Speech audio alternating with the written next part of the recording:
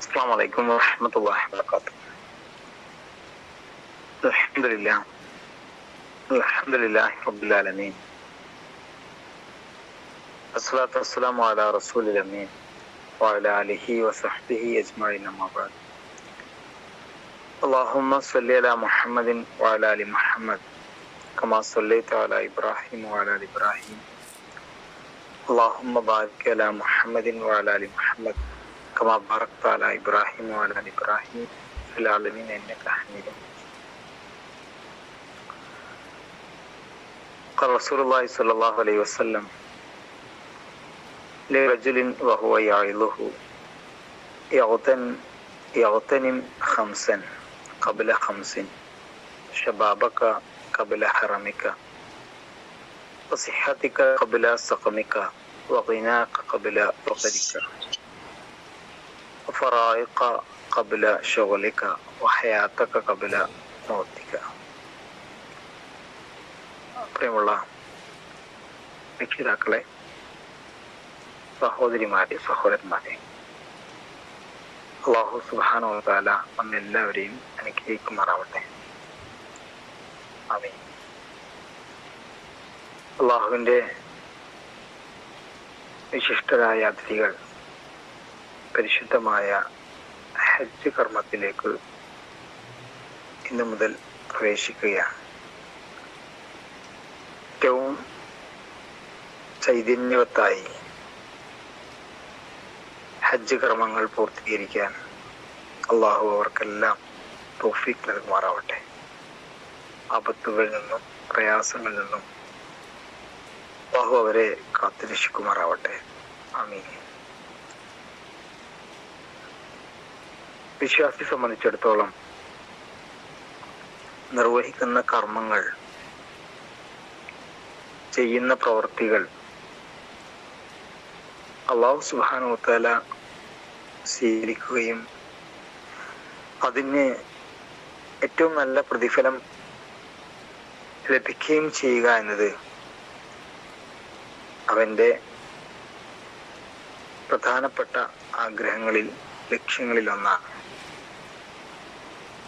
അതിന് വേണ്ടത് ചെയ്യുന്ന കർമ്മങ്ങൾ തികഞ്ഞ മനസാന്നിധ്യത്തോടെ, ഹൃദയവിശുദ്ധിയോടെ, തൃപ്തികരമായി നിർവഹിക്കണം എന്നുള്ളതാണ്. നമസ്കാരം നിർവഹിക്കുക എന്നതല്ല, നമസ്കാരം ഭക്തിയോടെ നിർവഹിക്കുക എന്നതാണ്.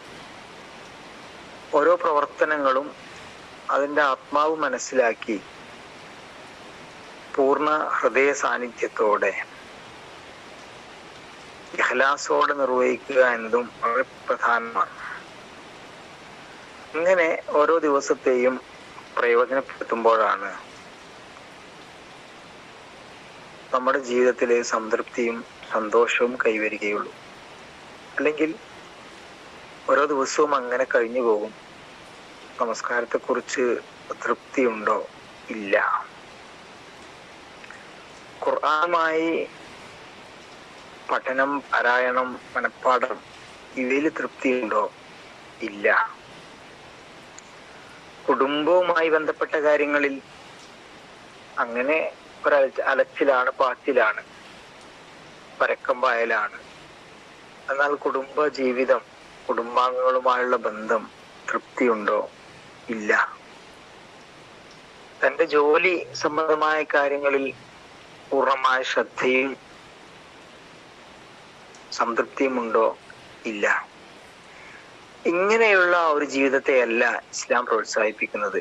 മറിച്ച് ഓരോ ദിവസവും ചെയ്യുന്ന കർമ്മങ്ങൾ കൃത്യമായ പ്ലാനോടെ നിർവഹിക്കുകയും ഓരോ മേഖലയുമായി ബന്ധപ്പെട്ടും അതിൻ്റെ സംതൃപ്തി നേടുകയും ചെയ്യുക എന്നത് വളരെ പ്രധാനമാണ്. ഫൈദാ ഫറഗത ഫൻസബ് ഇലാ റബ്ബിക ഫർഗബ്. ഒന്നിൽ നിന്ന് വിരമിച്ചാൽ മറ്റൊന്നിൽ മുഴുകുക എന്നത് വളരെ പ്രധാനമാണ്. എന്നാൽ അതോടൊപ്പം അല്ലാഹ് പറഞ്ഞു ഇലാ റബ്ബിക ഫർഗബ്. അള്ളാഹുവിന്റെ തൃപ്തി ആഗ്രഹിച്ചുകൊണ്ട് കർമ്മങ്ങൾ നിർവഹിക്കുക എന്നതാണ്. ജീവിതത്തെ പ്രയോജനപ്പെടുത്താൻ റസൂലുള്ളാഹി സ്വല്ലല്ലാഹു അലൈഹി വസല്ലം ഒരു സഹാബിക്ക് നൽകിയ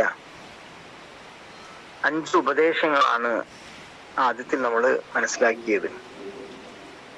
അല്ലാഹുവിന്റെ റസൂൽ നമ്മളോടായിട്ട് പറയുന്നു, 5 കാര്യങ്ങൾക്ക് മുമ്പ് 5 കാര്യങ്ങൾ നീ ഉപയോഗപ്പെടുത്തണം, പ്രയോജനപ്പെടുത്തണം. യഗ്തനിം എന്നാണ്. നീ ഉപയോഗപ്പെടുത്തുക, ഏറ്റവും നന്നായിട്ട് നീ പ്രയോജനപ്പെടുത്തുക. ഹംസൻ, 5 കാര്യങ്ങളെ. ഖബ്ല ഹംസിൻ, 5 കാര്യങ്ങൾക്ക് മുമ്പ്. ഷബാബക ഖബ്ല ഹറമിക, ഷബാബ് യുവത്വം, ഹറമ് വാർദ്ധക്യം. പ്രായമാകുന്നതിന് മുമ്പുള്ള നിന്റെ യുവത്വം. പ്രായമായി കഴിഞ്ഞാൽ മനസ്സിൽ കുറെ ആഗ്രഹം ഉണ്ടാവും, പക്ഷെ അത് നിർവഹിക്കാൻ ശാരീരികമായി കഴിഞ്ഞുകൊള്ളണമെന്നില്ല. അതുകൊണ്ട് യുവത്വത്തെ നീ പ്രയോജനപ്പെടുത്തണമെന്നാണ്. യുവാവായിരിക്കുമ്പോൾ ഉള്ള ഓരോ ദിവസങ്ങളും ഓരോ സമയങ്ങളും ചെയ്യാവുന്നതിന്റെ, നേടിയെടുക്കാവുന്നതിന്റെ മാക്സിമം നന്മകൾ നേടിയെടുക്കാൻ ശ്രമിക്കണമെന്നാണ്. ശരിക്കും പറഞ്ഞാൽ ഹജ്ജിന് പോകേണ്ടത് വയസ്സുകാലത്തല്ല, ഹജ്ജിന് പോകേണ്ടത് യുവാവായിരിക്കുമ്പോഴാണ്. ഹജ്ജിന്റെ മുഴുവൻ കർമ്മങ്ങളുടെയും പൊരുളറിഞ്ഞ് ഒരു പുതിയ മനുഷ്യനായി എന്റെ നാട്ടിലേക്ക് തിരിച്ചു വന്ന് ആവേശത്തോടെ ഇബ്രാഹിമി പൈതൃകത്തെ പ്രബോധനം ചെയ്യാൻ, ആത്മാഭിമാനത്തോടെയും ഇസ്സത്തോടെയും ഇസ്ലാമിന് വേണ്ടി ശബ്ദിക്കാനും പ്രവർത്തിക്കാനും വലിയ വിപ്ലവങ്ങൾ സൃഷ്ടിക്കാനും യഥാർത്ഥത്തിൽ സാധിക്കുക യുവാവായിരിക്കുമ്പോഴാണ്. മാത്രമല്ല ഹജ്ജിൽ തന്നെ അതിന്റെ കർമ്മങ്ങള് പൂർണ്ണ ഫലവത്തായി നിർവഹിക്കണമെങ്കിൽ നല്ല ചുറുചുറുക്ക് വേണം, ആരോഗ്യം വേണം. തുള്ളിച്ചാടി രക്തത്തിളപ്പോടെ ഓടിച്ചാടി നിർവഹിക്കാൻ കഴിയുന്നവനാണ് എങ്കിൽ ഒരുപക്ഷെ വൃദ്ധനായ ഒരു മനുഷ്യൻ നിർവഹിക്കുന്നതിനേക്കാൾ മനോഹരമായിട്ട് അവനെ നിർവഹിക്കാൻ കഴിയും.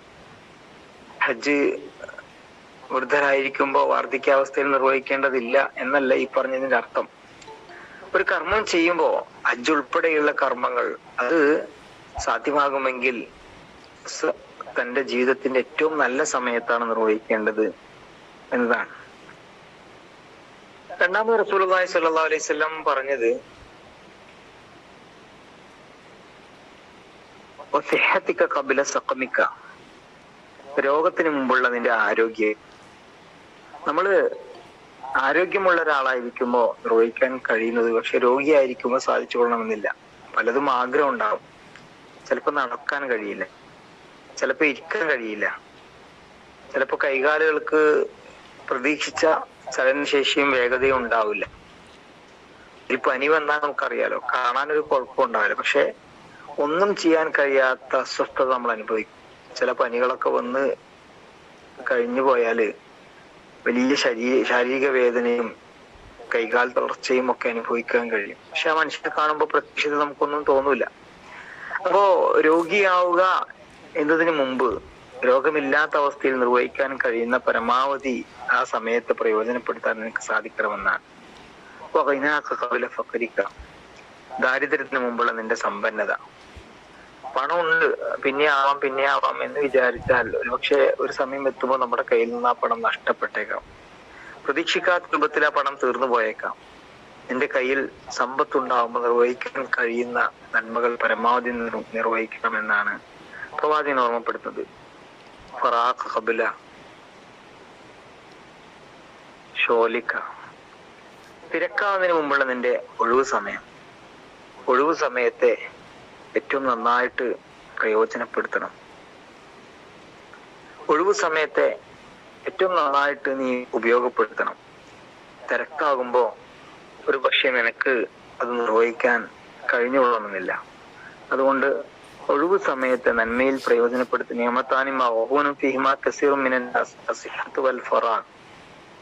രണ്ട് അനുഗ്രഹങ്ങൾ അതിലധികം ആളുകൾ വഞ്ചിതരാണ്. ആരോഗ്യവും ഒഴിവു സമയവുമാണ് എന്ന് റസൂലുള്ളാഹി സ്വല്ലല്ലാഹു അലൈഹി വസല്ലം പഠിപ്പിക്കുന്നു. അതിന്റെ അർത്ഥം ഈ രണ്ടിനെയും, ആരോഗ്യത്തെയും ഒഴിവു സമയത്തെയും നന്മയിൽ പ്രയോജനപ്പെടുത്തണമെന്നാണ് പ്രവാചകൻ ഓർമ്മപ്പെടുത്തിയതിന്റെ ഉദ്ദേശം. മരണത്തിന് മുമ്പുള്ള നിന്റെ ജീവിതം. ജീവിതം എന്നത് അദ്ദുന്യ മസ്റഅത്തുൽ ആഖിറ, പരലോകത്തേക്കുള്ള കൃഷിയിടം എന്നാണല്ലോ അള്ളാഹുവിന്റെ പ്രവാചകൻ പഠിപ്പിക്കുന്നത്. നമ്മുടെ ജീവിതം മരണത്തിന് ശേഷമുള്ള ഒന്നിന് വേണ്ടിയിട്ട് പരമാവധി പണിയെടുക്കുക.